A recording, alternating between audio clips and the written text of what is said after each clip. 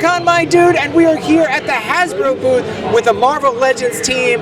We got Dan and Dwight here. How's it going, guys? Great. Great? Super excited. All right, this is not a Sentinel, but it's the closest thing that I could get to a Sentinel pop. Look at that. So this goes to you guys. This is for you to hold and share. Right. You got to share it though, and don't bite it.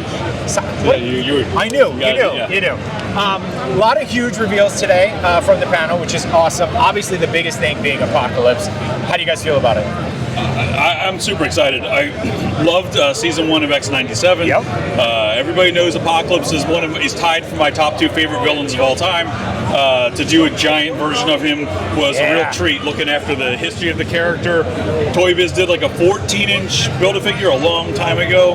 We made a couple of awesome 8-inch ones, so it was nice to do something off of X-97, and super proud of how it turned out. The team, killed it, and I love the way he looks. Yeah, I mean, X-97 is like, for me, very personal because my wife's not really into Marvel, but when I showed her X-97, she like got it. That's cool. And now she loves X-97. And so like getting like an X-97 version of Apocalypse, an iconic character, and I think Dwight and the team did a great job. I hope you get to see a detailed look of him. 12 inches tall, comes with great accessories, and I hope everybody likes it, and anybody who wants it can, order it today at 1 o'clock. At 1 o'clock. So it's going up today at 1 o'clock, and it's another one of these like fan-made to order pieces, which is really cool. I love that kind of like that Mephisto way, right? Yeah. So last day, I didn't mean to cut you off. Last day is November 9th. Oh, okay. So November 9th is the last day. Get your orders in. You will not be charged until it ships next year. Okay. So you don't have to worry about it, being charged like this year at all. So I mean, there's no reason not to at that. That's right? true. That's true. You got a whole year to pay for it. Yeah. Machu's actually got it on his phone out right now. He's ordering it right now to make sure he's going. He said 1 o'clock. Yeah, 122. He's just making sure he gets up on that. But also, I'm noticing a theme. Every New York Comic Con, you seem to bring things that hurt the X-Men. Last year was the Sentinels. This year's Apocalypse. Next year, we'll have to see what's coming next. Right? What do you want for? I don't know, man. Maybe a cartoon Juggernaut, but we'd have to see him. Next year, I think if we got to keep the theme going, my pick would be Magneto with Orb ripping all the adamantium out of Wolverine. There's always the push too for depowered Colossus, right? Okay. Yep. Because on his way to the bank. Peter and his skivvies. That's it. Yeah. Who are we to judge? Yes.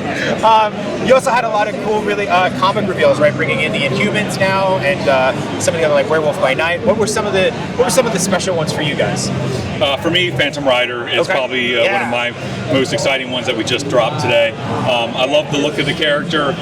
It was something that just stood out in my head from the old Marvel handbooks. Yeah. Back in the 80s. It was, I don't know why, maybe just a white cowboy, whatever reason. I loved it, and I didn't even know anything about it back then as a kid, but that image from that book's just stuck in my head my entire life. So getting a chance to do him this year was a real treat. Nice. I love.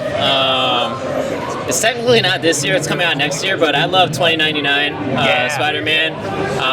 I complained a lot to him last time he came out because he was on an older buck in 2021, and so to put him out on a different variation of blue, which I also complain about all the time to him. So he was very nice to me, and he made toe articulation for him and everything like that. So yeah, I really love that figure. Nice.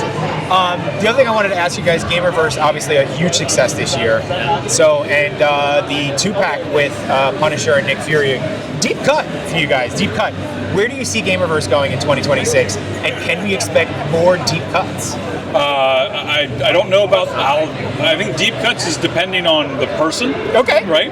But I know, there's been a lot of amazing video games over the last couple of years, and I definitely want to do more of them. We've got like the new, the trailer just dropped last week, I think, officially for the Insomniac Wolverine game. Yes. That looks awesome. Yeah. I'm in love with a lot of the designs of the characters from the Rivals world.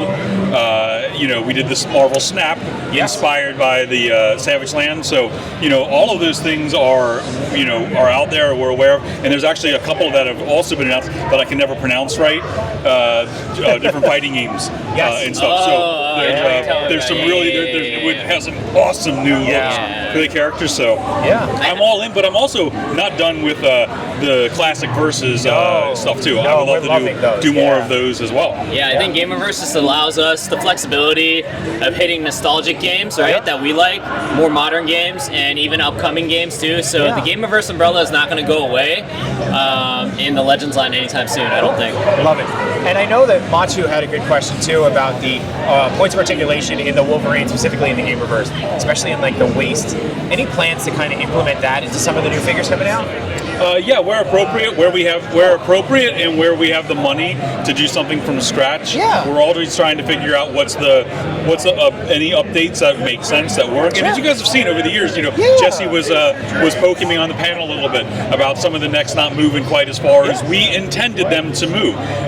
So some things work when we try different things, and some things don't, and we learn from them. And hopefully we're able to improve the things that we're trying. And if it doesn't work, we'll just walk away from it and try something different. So if that's a joint that you guys really, really like, I think it works really well on that figure, and I'm happy to do that where it makes sense and where sometimes Where it it's can possible where it's to. possible and where we can afford. Because some of those things look like they're just it's just a this or a that, but where it requires additional tooling or additional labor and assembly, it's all possible, but we just have to figure out how we balance that across the entire portfolio, because we're not doing this is not a small toy company line.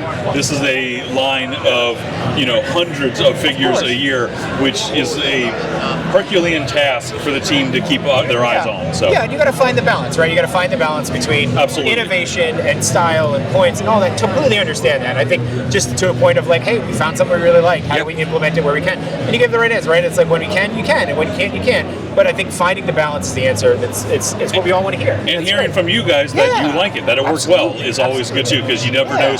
We sometimes fall in love with things for different reasons. And then we see what the fans, how they respond, helps us know how we need to pivot moving forward. He doesn't believe me, so he needs you to confirm the bias. So he's like, Absolutely. We're happy to confirm the bias. Don't worry. I don't trust people who don't bend the brims of their hats. That's just kind of a little bit. It's a rule. It's a rule that I just I At stick least to. you took the sticker off, See? What is your favorite figure that came out this year? I have a few. Cable, X97 Cable is one of my favorite. Me and our engineer who must never be named, one of our favorite figures we've ever done. I love the Astonishing Beast because the original one was missing a joint that we just still to this day don't realize how it didn't make it there, and that made it suffer. And I love the new Juggernaut. So Juggernaut, Beast, and Cable are three of my favorites for this year. I guess Apocalypse doesn't count, right? No, it doesn't count. It's not out yet. Doesn't count. Okay. You picked three, so I'm gonna pick three too. I love Gargantos. Shugantos. I love him. If you haven't played with him, he's so much fun to play with. Blue Venom, because I've been really bugging him for Blue Venom. Oh, Psylocke. I'm adding the fourth. I forgot Psylocke. Goodness, you can't take his answer. And I actually really love that Wolverine that you're talking about from the Gamerverse line. I love that torso. It's one of Machu's favorites, for sure. And I know it doesn't have double jointed elbows, but I think it's so nice. The single one, and I just love Tiger Stripe too. It's like one of my favorite looks, so I love it. So last question for you guys before I get yelled at. Like I said, trying to stay in good PR, people. Lawrence looks like he's okay. All right, good. Lawrence is dangerous, man. No hand signals. He dropped something. He dropped something. All right. Can we see a return, or will we see a return to baseball signs? Will we see a return to Hasbro Pros exclusives, something like the Hellfire Club Army Builders or the AIM Army Builders, something like that? It's funny, we just had a conversation with our partner Jesse Falcon. We just pitched a new friend of the show. Wonderful. We just pitched the next wave of X-Men Retro for next year. And he came back with his comments, and we had a troop builder in there that he's like, I don't like it here. Let's move it somewhere else.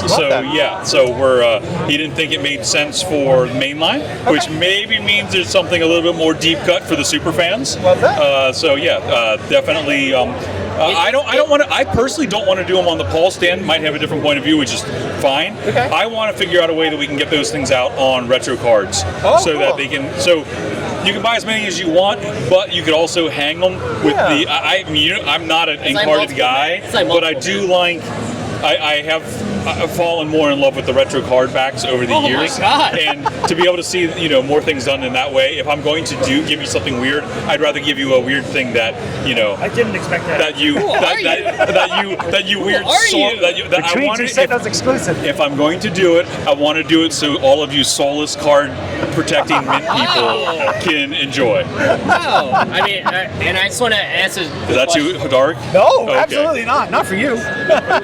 So yeah, we don't have any answers right now about what are going to be pulse exclusives or anything like that. We are evaluating other avenues to make troop builders because I think the question is more geared towards troop builders. Yeah, right? yeah. So yeah, we are exploring every avenue possible to try to see how we can make troop builders a thing. And yeah, we'll see what happens. What would be the number one that you'd want to see? Ooh, I would love to see the AIM builders come back. I did like AIM? those a lot. But I mean, even like something, you know, maybe like a scaled Sentinels come back. Because I did enjoy those. I did enjoy the 2-packs, but like have them go down to a simpler card pack. This way, you know, you're not worried about the card packaging. Or, you know, a colored set of Sentinels, right? For like the video game or the Gamerverse, right? Okay.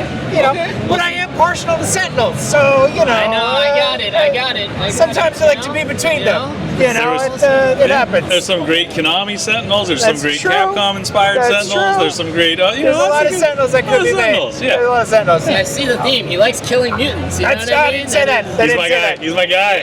Yeah. Oh, anyway, Dan, Dwight, thank you guys so much. Have a great con, and there's more to come from New York Comic Con for Between Two Sentinels.